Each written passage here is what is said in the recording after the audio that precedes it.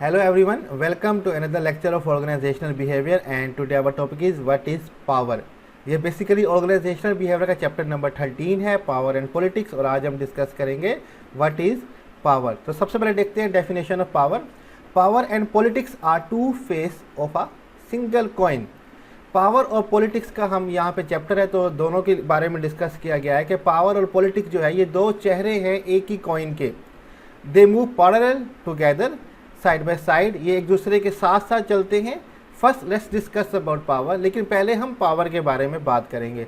Politics के बारे में जब पॉलिटिक्स के टॉपिक्स आएंगे तब हम डिस्कस करेंगे, और ऑर्गेनाइजेशन पॉलिटिक्स क्या है उसके बारे में भी डिस्कस करेंगे। तो सबसे पहले हम देखते हैं power. Power refers to a capacity that A has to influence the behaviour of B, so B act in accordance with A's wishes. Power हम रेफर करते हैं टू अ कैपेसिटी, सलाहियत से, कि किसी के पास ये सलाहियत होना कि वो किसी की बिहेवियर पे असरअंदाज हो सके। सपोज कि हमारे पास दो शख्स हैं, ए का नाम ए है और दूसरे का बी है। तो ए जो है has to influence the behaviour of B, कि उसको बी के बिहेवियर पे असरअंदाज होना होगा, तब भी हम कहेंगे कि ए के पास पावर है। So B act accordance with the as wishes. तो जो बी जो है वो एक्ट करेगा ए के ख्वाहिशात के मुताबिक। तो हम कहेंगे कि जिस शख्स के पास ये सलाहियत होगी, ये कैपेसिटी होगी कि वो दूसरे के बिहेवियर पे इन्फ्लुएंस कर सके, असरअंदाज हो सके, तो हम कहेंगे उसके पास पावर है। इन सिंपल वर्ड, सादा अल्फाज में, power is a possession of authority. कहा जाता है कि अथॉरिटी की पोजेशन होना, मलकियत होना पावर कहलाती है। मीन्स के आपके पास कमांड की और कंट्रोल करने की पोजेशन है, मलकियत है, तो आपके पास पावर है। एंड इन्फ्लुएंस ओवर अदर्स, और दूसरों पे असरअंदाज होने की ताकत होना या मलकियत होना, ये भी आपके पास पावर कहलाती है। Most important aspect of power is that it is a function of dependency. Most important जो एस्पेक्ट है, पहलू है पावर का, कि वो basically it is a function of dependency, कि आप दूसरे पे इंसार करते हैं, ये उसी का फंक्शन है। आगे जाके देखते हैं ये डिपेंडेंसी होती क्या है, कि जब डिपेंड हम कर रहे होते हैं किसी पे तो ये होता क्या है। Dependency can be defined as B's relationship to A when A possesses something that B require। अब डिपेंडेंसी इन्सार को हम डिफाइन कर सकते हैं कि ये B का रिलेशन है A के साथ। when A possesses something that B required, कि A के पास कुछ ऐसा है जो B को चाहिए। मिसाल के तौर पे कि स्टूडेंट्स को मार्क्स चाहिए तो उसको डिपेंड करना पड़ता है अपने टीचर के ऊपर। तो उसको अच्छे मार्क्स चाहिए तो वो कौन देगा, उसका टीचर। तो टीचर के पास क्या होगी, पावर होगी, ठीक है। The greater B's depends on A, the greater A's power in the relationship. जितना ज़्यादा बी जो है वो डिपेंड करेगी या करेगा ए के ऊपर, उतनी ज़्यादा पावर ए के पास होगी इस ताल्लुक़ के अंदर।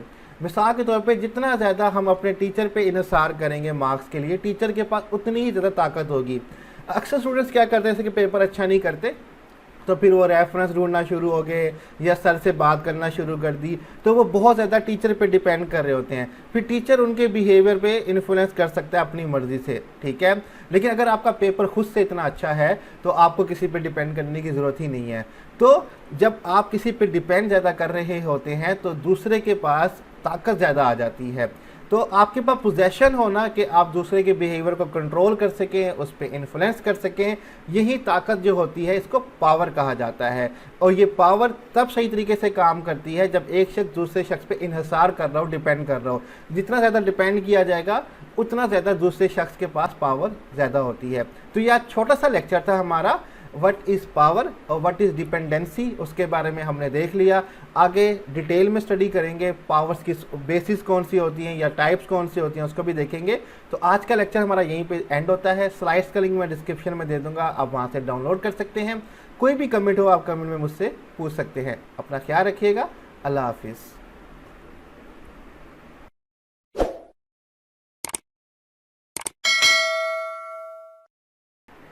Hello everyone, welcome to another lecture of organizational behavior and today our topic is basis of power या types of power।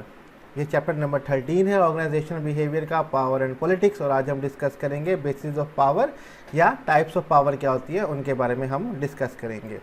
तो where does power come from, power कहाँ से आती है।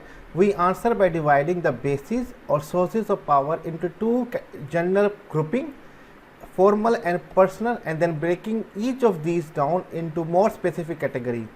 Where does power come from, power कहाँ से आती है? हम इसका जवाब देंगे बाय डिवाइडिंग द बेसिस, उसकी जो बुनियादें हैं उसको डिवाइड करेंगे, या सोर्स ऑफ पावर, जो पावर की सोर्स है उसको डिवाइड कर देंगे इनटू टू जनरल ग्रुपिंग, दो ग्रुपिंग्स के अंदर, number 1 formal and number 2 personal.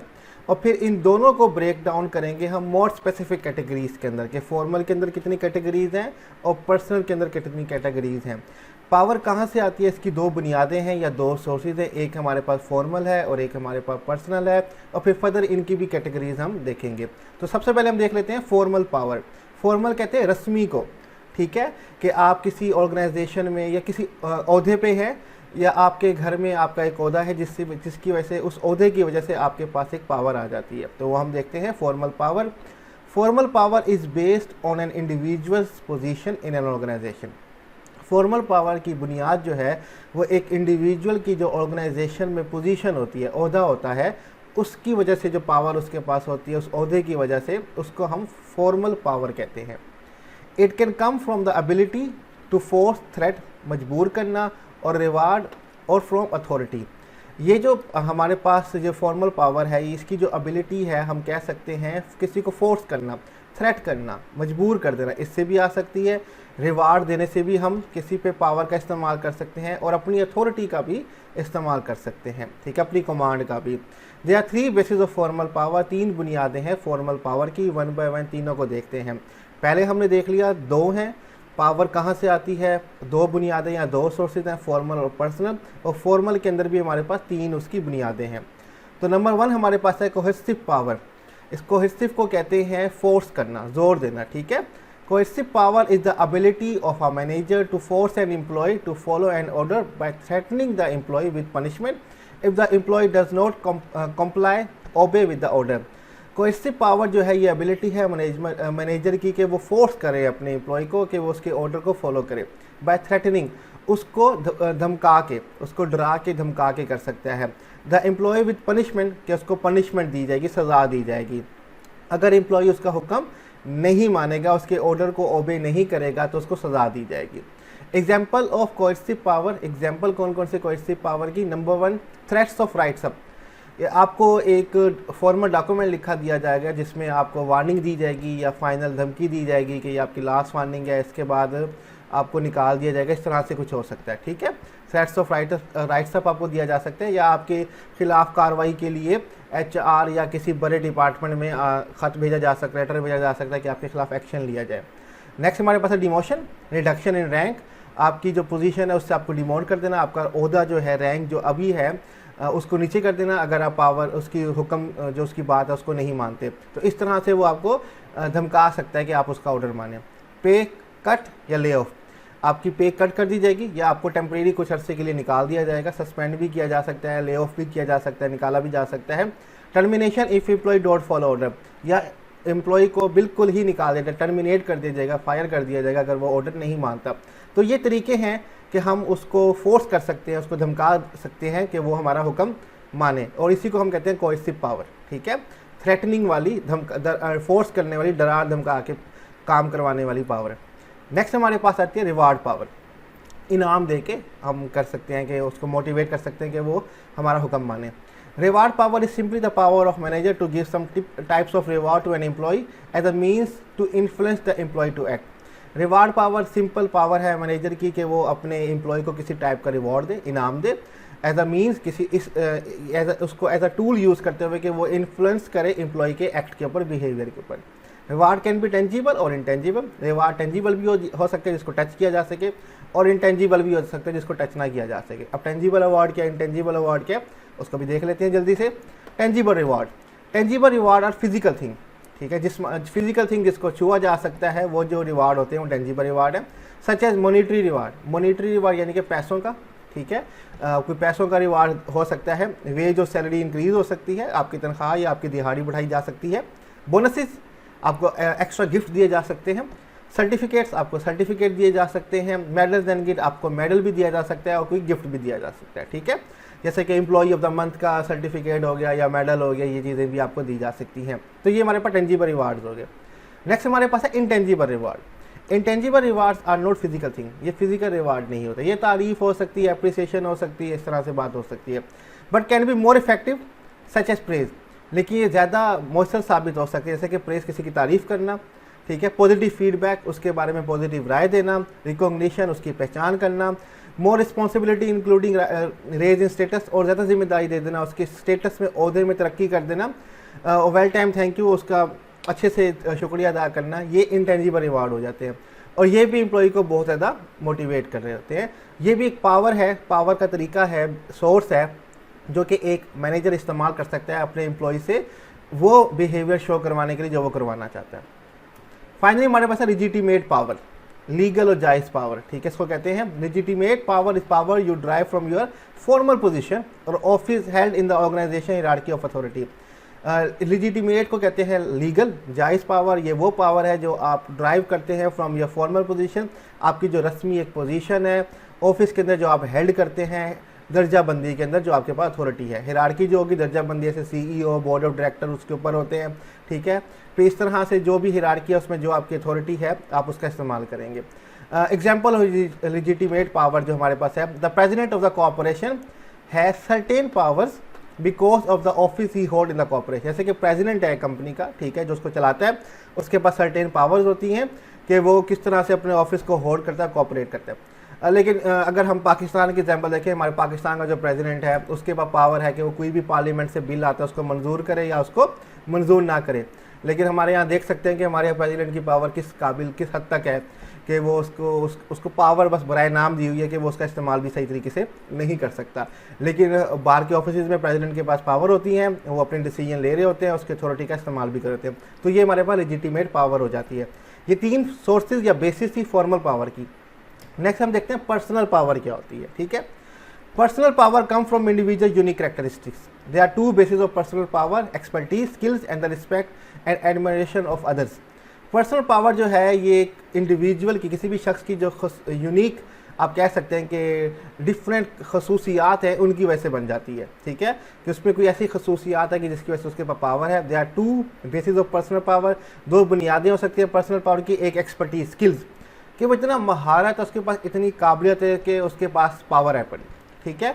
मिसाल के तौर पे कि किसी से हमने कोई काम करवाना हो, उस काम में माहिर हो, तो वो फिर अपनी मर्ज़ी करता है, ठीक है, कि वो अपनी मर्ज़ी से आप हुनरमंद, जैसे कि मिसाल के तौर पे हम ईद के दिनों में किसी अपने दोस्त के पास जो कटिंग करने वाला है बार बार उसके पास जाते हैं, अब वो एक्सपर्टीज़ है अपने स्किल्स के अंदर, ठीक है, हम उसके पास जाना चाहते हैं तो वो अपनी एक्सपर्टीज़ का फ़ायदा उठाएगा और हमें नखरे दिखाएगा, ठीक है, तो ये एक पावर है।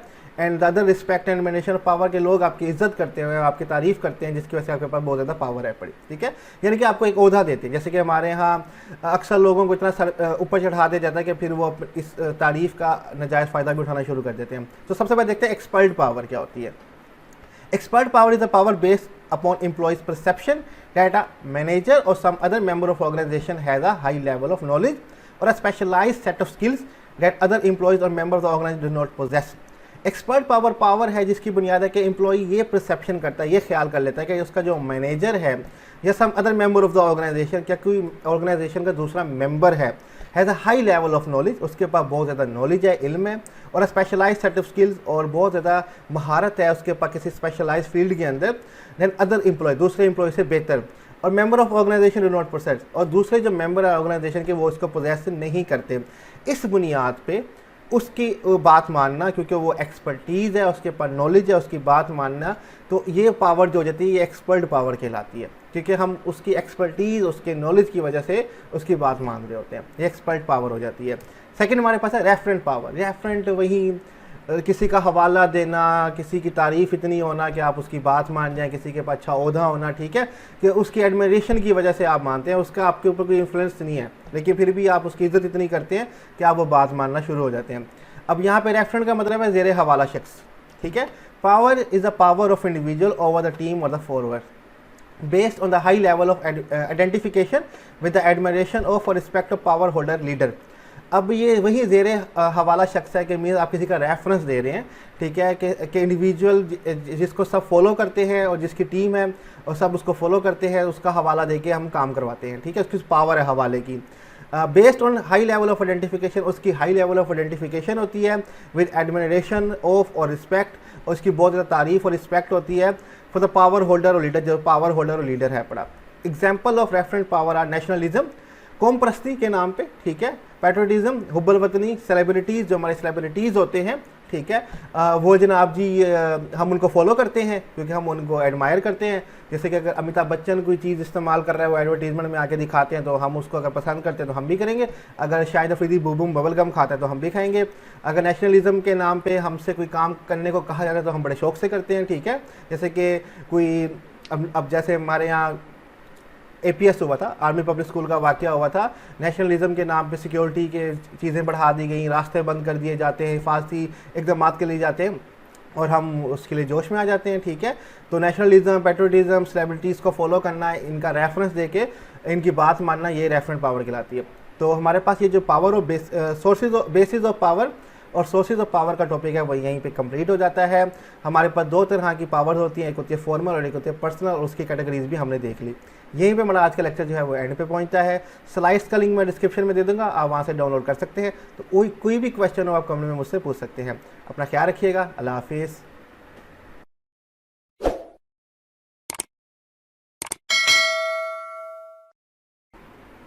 Hello everyone, welcome to another lecture of organizational behavior and today our topic is power tactics।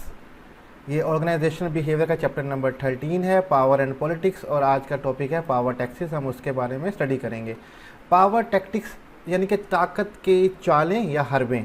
आप सिंपल अल्फाज में कह सकते हैं कि कौन सी चालें हैं या कौन से तरीक़ेकार हैं जिनसे हम अपनी ताकत का इस्तेमाल कर सकते हैं या ताकत हासिल कर सकते हैं, ये चीज़ें हम कह सकते हैं। What power tactics do people use to translate power basis into specific action?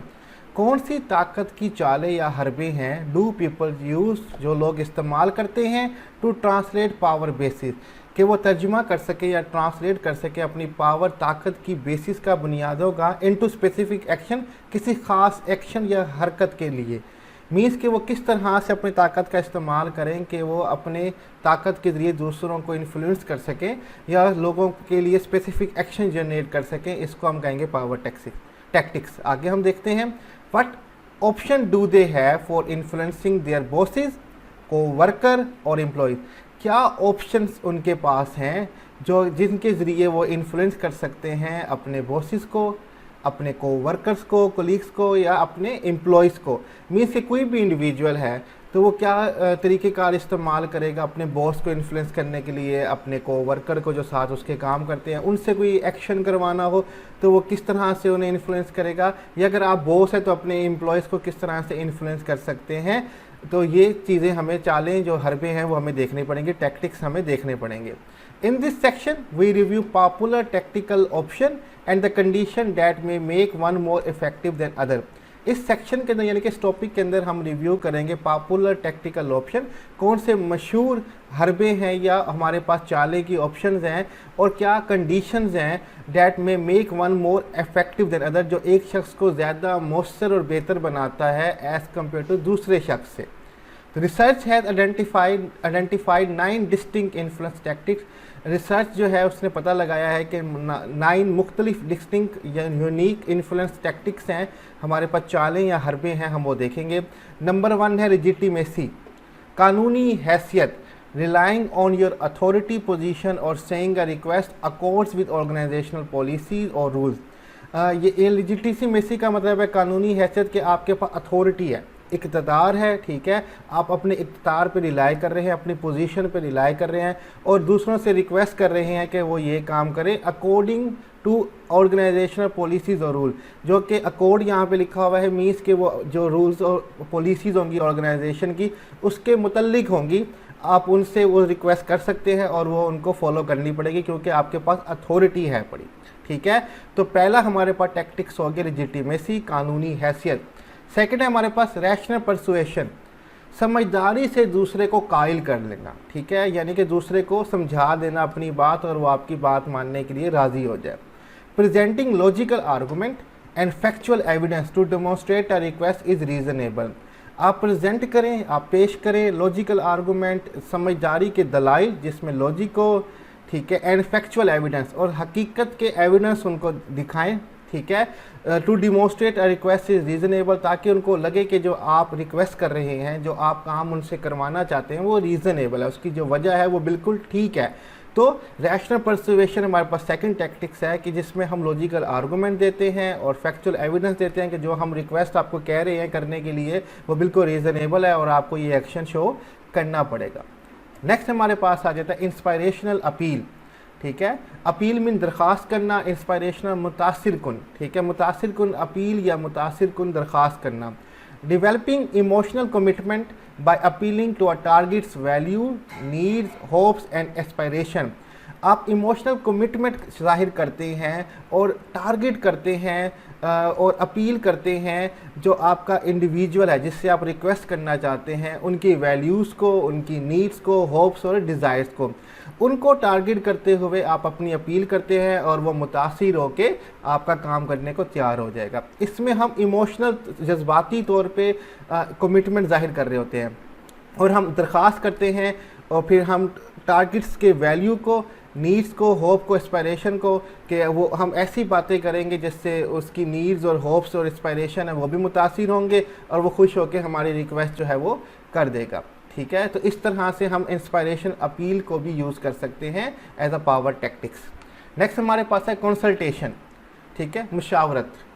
Increasing the target sports by involving him और her in deciding how you will accomplish your plan, कि आपने जिस शख्स से अपना काम करवाना है, ठीक है, आप उसकी सपोर्ट बढ़ा देते हो, ठीक है, उससे मशवरा लेना शुरू कर देते हो जिससे उसको लगता है कि वो बड़ा अहम शख्स है, ठीक है।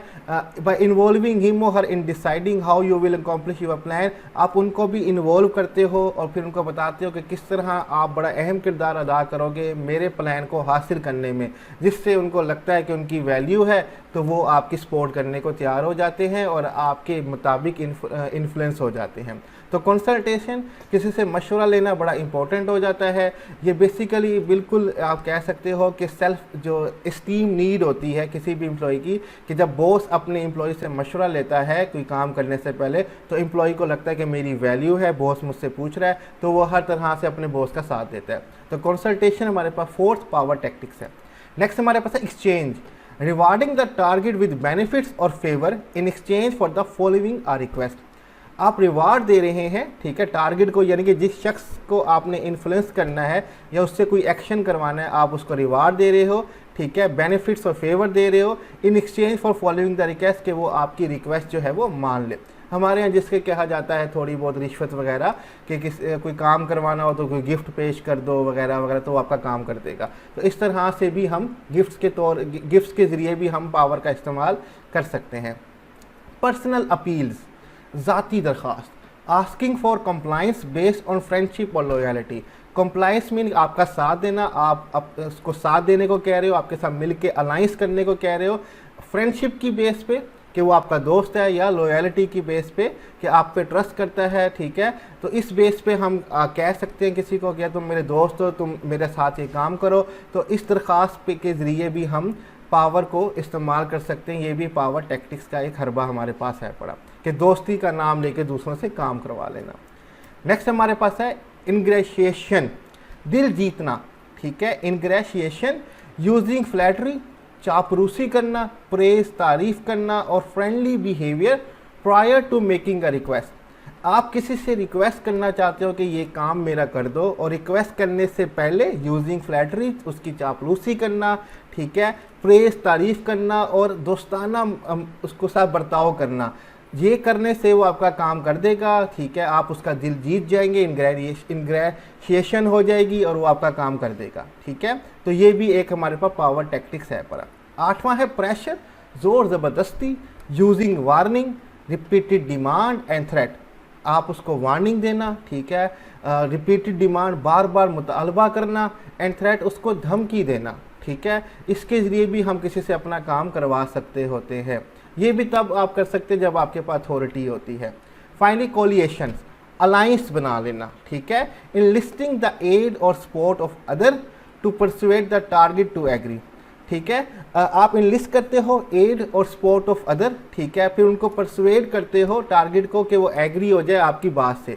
आप उनकी एड करते हो, उनको सपोर्ट करते हो और फिर आप उनको परसुएड करते हो कि वो आपकी बात मान जाए, आपके साथ अलाइंस में आ जाए, ठीक है। तो ये भी हमारे पास एक पावर का टैक्टिक्स है। तो यहाँ पे हमारा पावर टैक्टिक्स का टॉपिक जो है वो कंप्लीट होता है। स्लाइड्स का लिंक मैं डिस्क्रिप्शन में दे दूंगा, वहाँ से डाउनलोड कर सकते हैं और कोई भी क्वेश्चन हो आप कमेंट में हमसे पूछ सकते हैं। काइंडली चैनल को ज़्यादा से ज़्यादा सब्सक्राइब कीजिएगा। अपना ख्याल रखिएगा। अल्लाह हाफिज़।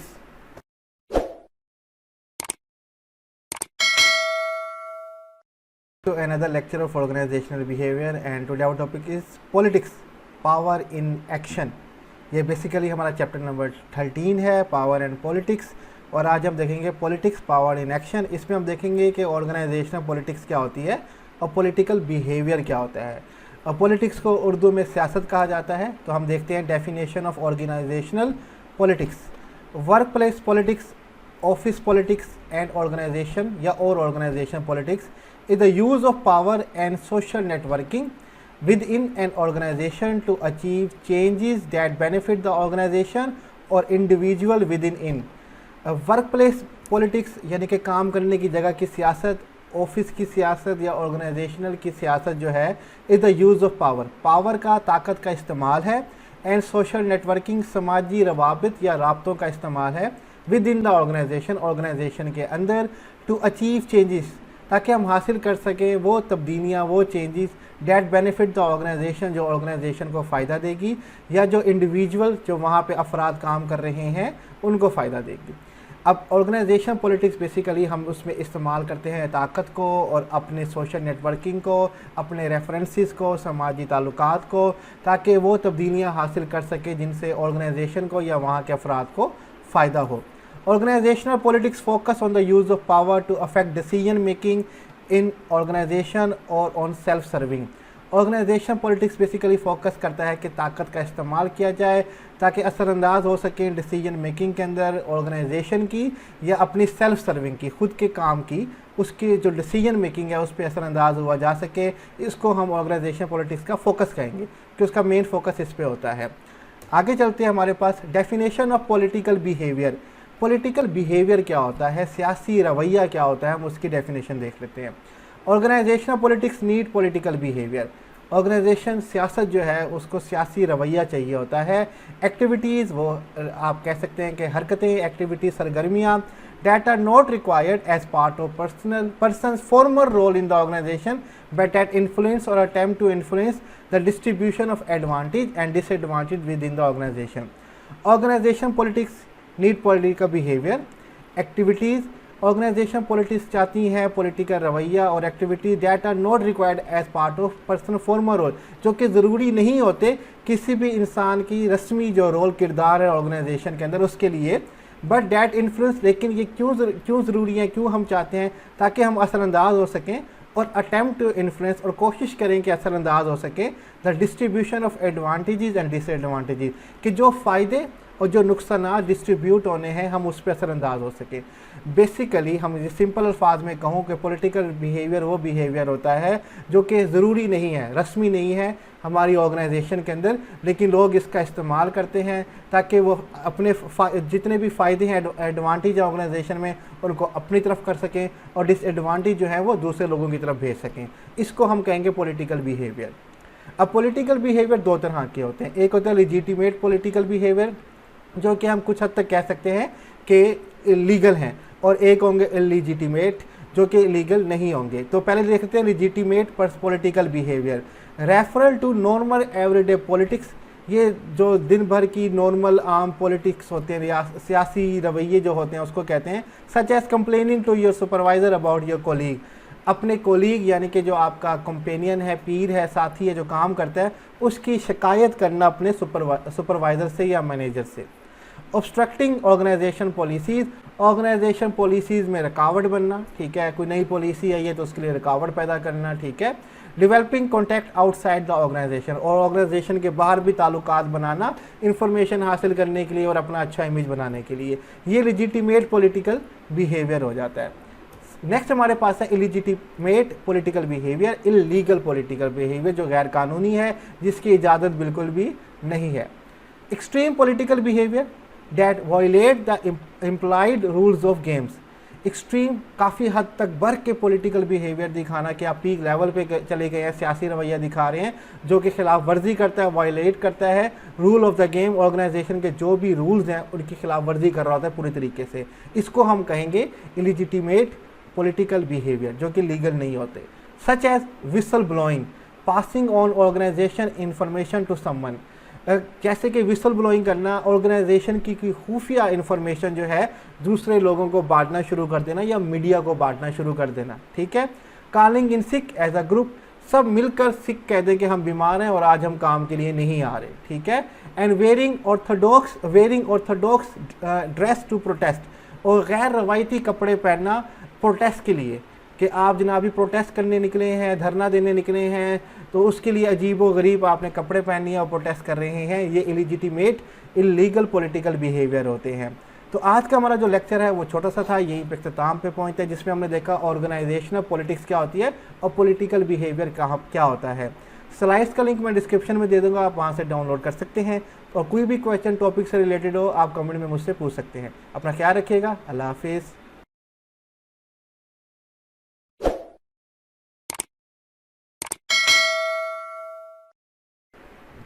Hello everyone, welcome to another lecture of organizational behavior, and today our topic is factors contributing in political behavior। वो कौन से अनासिर हैं जो शराकत करते हैं, हिस्सा लेते हैं पॉलिटिकल बिहेवियर के अंदर, हम उनके बारे में डिस्कस करेंगे। ये बेसिकली चैप्टर नंबर 13 है, पावर एंड पॉलिटिक्स, और हम देखेंगे factors contributing in political behaviour. Politics is an essential skill in manager who wish to get things done। Politics जो है ये एक असेंशियल, बहुत ही अहम और ज़रूरी स्किल है, काबिलियत है मैनेजर के अंदर, जो चाहता है कि चीज़ें जो हैं वो डन हो जाएं, ठीक हो जाएं, वक्त पे हो जाएं उसके हिसाब से। तो उसके लिए पॉलिटिक्स जो है ये एक असेंशियल स्किल है। The art of how to get people on your side is crucial and has an impact on human resource. ये आर्ट होना कि आप लोगों को अपनी साइड कर सकें या अपनी तरफ कर सकें, इज़ क्रूशियल, ये बहुत अहम है। And has an impact on human resource, और इसका इंसानी वसाइल पे भी बहुत ज़्यादा असर होता है। तो ये आर्ट होना कि हम लोगों को किस तरह अपनी साइड पे ले आएँ, ये एक बड़ा क्रूशियल स्किल है, अहम काबिलियत है, और ये इंसानी वसाइल पे भी बहुत ज़्यादा असरअंदाज होता है। अब हम फैक्टर्स देखते हैं जो कि पॉलिटिकल बिहेवियर में कंट्रीब्यूट करते हैं। नंबर 1 है इंडिविजुअल फैक्टर। शख्सी अनासिर जो होते हैं, किसी इंडिविजुअल के, किसी शख्स के, किसी फ़र्द के जो अनासिर हैं, पहले हम उनको देखेंगे और उनके अंदर भी डिफरेंट कैटेगरीज जो हैं हम उनको स्टडी करेंगे। The number 1 high self monitor. यहाँ पे सेल्फ मोनीटर का मतलब होता है अपनी निगरानी करना, यानी कि अपने आप को जांचना और सोशल लाइफ और सोशल इन्वायरमेंट के हिसाब से ढाल लेना। तो हाई सेल्फ मोनीटर, अपने आप की ज़्यादा निगरानी करना और माहौल के हिसाब से अपनी एडजस्टमेंट करना। More sensitive to social cues, बहुत ज़्यादा हसास होते हैं, सेंसिटिव होते हैं, चीज़ों को बहुत फील करते हैं, ख़ास तौर पे सोशल क्यूज़, समाजी जो इशारे होते हैं उनको जल्दी से समझ जाते हैं। Exhibits higher level of social conformity, ये high level of social conformity show करते हैं, मीन्स के समाजी मुताबिकत जो है ये आसानी से ढल जाते हैं माशरे के अंदर, उनके मुताबिक अपने आप को एडजस्टमेंट कर लेते हैं। And more likely to be skilled in political behavior, और ये पॉलिटिकल बिहेवियर की तरफ इनकी जो स्किल्स हैं वो काफ़ी हाई होते हैं। तो खुद को एडजस्ट करने वाले लोग जो होते हैं माहौल के हिसाब से, इनको पॉलिटिकल कहा जाता है कि ये पॉलिटिकल बिहेवियर शो करते हैं, माहौल के हिसाब से अपने आप को एडजस्ट कर लेते हैं। तो ये एक इंडिविजुअल फैक्टर्स हो जाता है हमारे अंदर। नेक्स्ट हमारे पास है इंडिविजुअल फैक्टर्स ही कंटिन्यू हो रहा है। Individual with the internal locus of control, अपने लोकस ऑफ, यहाँ पे इंटरनल लोकस ऑफ कंट्रोल का मतलब है अपने आप को अंदर से कंट्रोल करना बाहर की फोर्स के लिए। कि आप बैरूनी जो स्ट्रेस है, बैरूनी जो फोर्स है, एक्सटर्नल फोर्सेस जो हैं, you are already ready to tackle them, आप उनको अंदर से ही तैयार कर चुके हैं उनको उन फोर्सेस का सामना करने के लिए। ये प्रोएक्टिव लोग जो होते हैं उनमें ये काबिलियत होती है। More prone sensitive to take a proactive stance, attempt to manipulate situation in their favour, ये ज़्यादा सेंसिटिव होते हैं प्रोएक्टिव स्टांस लेने के लिए कि ख़तरा आने से पहले ही ये अपनी तैयारी करके बैठे होते हैं। दो तरह के लोग होते हैं, एक रिएक्टिव जो कि सिचुएशन अकर हो जाए उसके बाद उसको टैकल करने के लिए सोचते हैं, और एक होते हैं प्रोएक्टिव जो सिचुएशन यानी कि आने से पहले ही तैयार होकर बैठते हैं। अटेम्प्ट टू मैनिपुलेट सिचुएशन जैसे, और चीज़ों को मैनिपुलेट करते हैं, अपने हिसाब से चेंज करते हैं ताकि जो सिचुएशन जो है, जो माहौल है, इनकी फेवर के हिसाब से बन जाए। तो ये हमारे पास हो जाता है individuals with internal locus of control. Next है हाई मैकियावेलियंस। यहाँ पे इसका मतलब होगा फोक्सी और ट्रिकी पर्सनैलिटी, ठीक है। High Machiavellian personality, will to manipulate and desire for power, दूसरों को मैनिपुलेट कर सकते हैं, अपने हिसाब से उनको बिहेव करवा सकते हैं। एंड डिज़ायर फॉर पावर, और ताकत की जो ख्वाहिश है, is comfortable using politics as a mean to further his or her self interest. ये दूसरों को मैनिपुलेट करने की विल होती है इनके अंदर, डिज़ायर ऑफ पावर होती है इनके अंदर बहुत ज़्यादा, और जो कंफर्टेबली पॉलिटिक्स में, सियासत में यूज़ किया जाता है अपने फ़ायदे के तौर पे, as a mean to further his or her self interest, अपने फ़ायदे और अपने इंटरेस्ट के तौर पे इनको इस्तेमाल किया जाता है। दूसरों को मैनिपुलेट करना और पावर की चाहत जो है, ये आपको पॉलिटिकल बिहेवियर शो करने के लिए उकसाती है बहुत ज़्यादा, ठीक है। ये हमारे पास हो गया एक और फैक्टर। आगे हम चलते हैं परसीव्ड जॉब अल्टरनेटिव्स। अगर आपके पास जॉब्स की बहुत सारी अल्टरनेटिव मौजूद हों कि आप अगर एक जगह से निकाले भी गए, दूसरी जगह आपके पास ऑप्शन है, तब भी आपको पॉलिटिकल बिहेवियर शो करने में कोई मसला ज़्यादा नहीं होगा। The more alternative job opportunities an individual has due to favourable job market और the position of sector skills और knowledge, a prominent reputation or influential contact outside the organization, the more likely that individual is to risk illegitimate गैर कानूनी, ठीक है, political action. एक शख्स के पास job की अपॉर्चुनिटीज़ मौके बहुत ज़्यादा हैं, ठीक है, ड्यू टू फेवरेबल मार्केट, या उसके लिए मार्केट जो है फेवरेबल है, या उसके पास पोजेशन ऑफ स्केर्स स्किल्स हैं, ऐसे स्किल्स या ऐसी महारतें या नॉलेज है जो दूसरों के पास बिल्कुल भी नहीं है।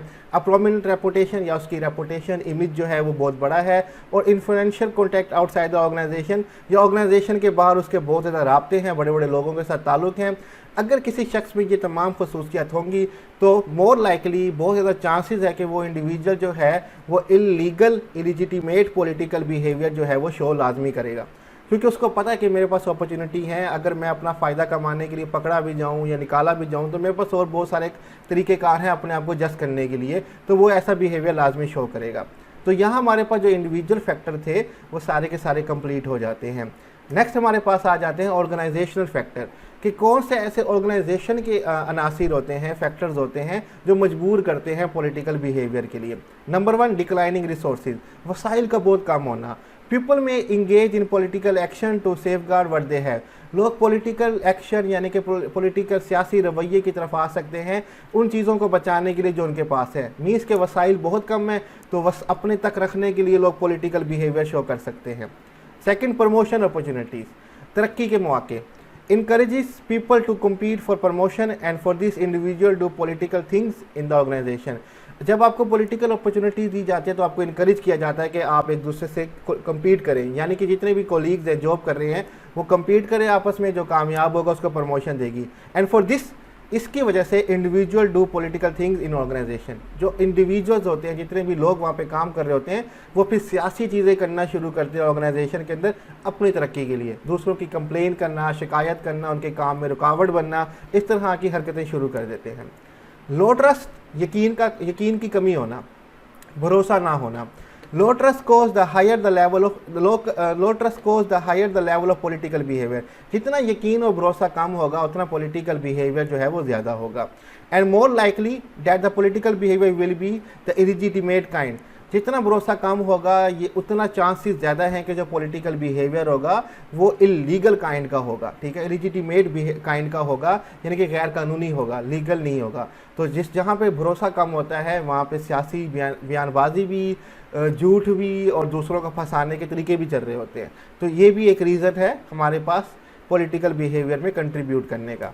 नेक्स्ट हमारे पास है रोल ऑफ एम्बिग्यूटी, ठीक है, आपको शक होना, शक व शुबा होना, इबहाम होना, ठीक है, ये इसका भी बहुत बड़ा किरदार है पॉलिटिकल बिहेवियर में। Means that the prescribe behavior of the employ are not clear, आपको शक है एम्प्लॉय का जो आपको एम्प्लॉय के बिहेवियर के बारे में क्लियरेंस नहीं है, तो आप उसके लिए पॉलिटिकल बयानात या उसके लिए पॉलिटिकल बिहेवियर जो है वो शो कर सकते हैं। जहाँ पे शक हो वहाँ पे पॉलिटिकल बिहेवियर यानी कि सियासी सरगर्मियाँ भी चलती हैं। हाई परफॉर्मेंस प्रेशर, काम का बहुत ज़्यादा प्रेशर हो कि आपने अच्छा काम करके दिखाना है, कारकर्दगी अच्छी होनी चाहिए। The more pressure that employees feel to perform well, the more likely they are to engage in politicking. जितना ज़्यादा उन पे प्रेशर होगा कि उनको बेहतर परफॉर्म करना है, उतना ज़्यादा चांसेस हैं कि वो इंगेज होंगे पॉलिटिकिंग। पॉलिटिकिंग का यहाँ पे वही मतलब है कि सियासी एक्शन और सियासी बिहेवियर शो करेंगे, क्योंकि वो अपने काम को बेहतर कराने के लिए 2 नंबरी तरीके और सियासी सरगर्मियों में काम आएंगे। ठीक है, कि वो सियासी हरकतें करके दिखाएंगे कि किस तरह से वो अपने काम को बेहतर कर रहे हैं, लेकिन क्योंकि प्रेशर इतना है तो उनको इलीगल बिहेवियर शो करना पड़ता है। ठीक है, सियासी बिहेवियर शो करना पड़ता है। सेल्फ सर्विंग सीनियर्स मैनेजर, ऐसे आपके सुपरवाइजर होना जो सिर्फ अपना फ़ायदा ढूंढते हो हम। When employee sees the people on the top engaging in political behavior, especially when they do so successfully and are rewarded for it, climate is created that support politicking. जब एम्प्लॉय देखते हैं कि जो लोग उनसे ऊपर हैं वो इंगेज हैं पॉलिटिकल बिहेवियर के अंदर, कि वो सियासी रवैया रखते हैं, अपने फ़ायदे के लिए काम कर रहे होते हैं, specially when they do so successfully, और वो ये कामयाबी के साथ कर रहे हैं और उनको उसका रिवार्ड भी मिल रहा है, तो एक माहौल क्लाइमेट क्रिएट हो जाता है जो कि सपोर्ट करता है पॉलिटिकिंग को, पॉलिटिकल बिहेवियर को सपोर्ट करता है। तो सेल्फ सर्विंग सीनियर मैनेजर जो हैं ये भी एक फैक्टर है जो कंट्रीब्यूट करते हैं पॉलिटिकल बिहेवियर में, कि जब सारे टॉप मैनेजर्स ही ऐसे कर रहे हैं तो नीचे के एम्प्लॉय भी फिर ऐसे ही करेंगे। तो यहाँ पे हमारा जो लेक्चर है फैक्टर कंट्रीब्यूटिंग इन पॉलिटिकल बिहेवियर वो कंप्लीट हो जाता है। स्लाइड्स का लिंक मैं डिस्क्रिप्शन में दे दूंगा, आप वहाँ से डाउनलोड कर सकते हैं, और कोई भी क्वेश्चन हो आप कमेंट में मुझसे पूछ सकते हैं। अपना ख्याल रखिएगा, अल्लाह हाफिज़।